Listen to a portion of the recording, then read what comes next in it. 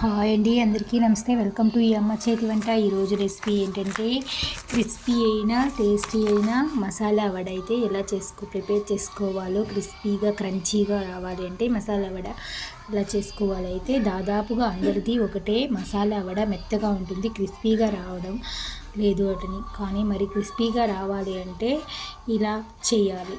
మరి ఒక కప్పు క్రిస్పీగా చేస్తే మనం ఇలా స్టైల్లో చేస్తే వడ అనేది క్రిస్పీగా టేస్టీగా క్రంచీగా అయితే ఉంటుంది, ఎంతసేపు అయినా మెత్తబడకుండా ఉంటుంది.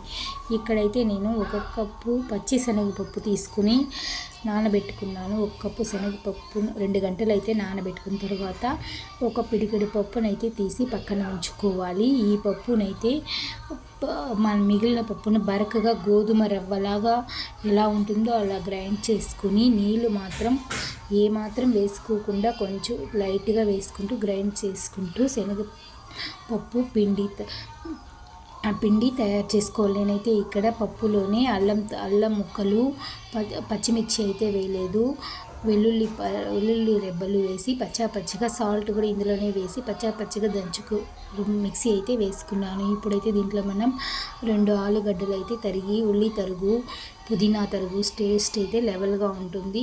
మనం పక్కకు తీసి పెట్టిన పచ్చి శనగపప్పును కూడా ఇందులోనే వేసి మిక్స్ చేసుకోవాలి. పచ్చిమిర్చి 2 అయితే తరిగి చిన్న తరుగు వేసుకొని మొత్తం బాగా పిండిని మిక్స్ చేసుకోవాలి. మనకు పిండి ఏమాత్రం తడిగా ఉన్నా మనం కావాలంటే శనగపిండిని 1 స్పూన్ అయితే వేసుకోవచ్చు, లేకపోతే బియ్యం పిండిని వేసుకుంటే వడ అనేది క్రిస్పీగా అయితే టేస్టీగా అయితే వస్తుంది. మనకు వీలు పడితేనే అట్ట గట్టిగా ఉంటే మనం ఏమాత్రం వాటర్ వేయకుండా అయితే పిండి మిక్స్ చేసుకుంటూ కలుపుకోవాలి.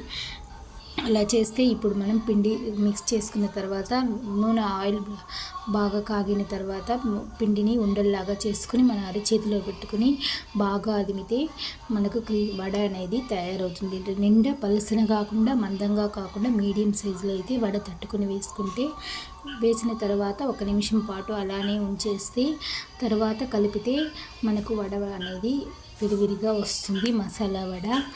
ఆ తర్వాత తిప్పి 2 వైపులా ఎర్రగా మీడియం ఫ్లేమ్లో పెట్టి కాల్చుకోవాలి. హై ఫ్లేమ్లో పెట్టి పైకి కలర్ మారుతుంది కానీ లోపలైతే మెత్తగా పచ్చిగానే ఉంటుంది. కాబట్టి మీడియం సైజులో పెట్టి మంచి కలర్ వచ్చే వరకు అయితే వేపించుకుంటూ ఉండాలి వడలు.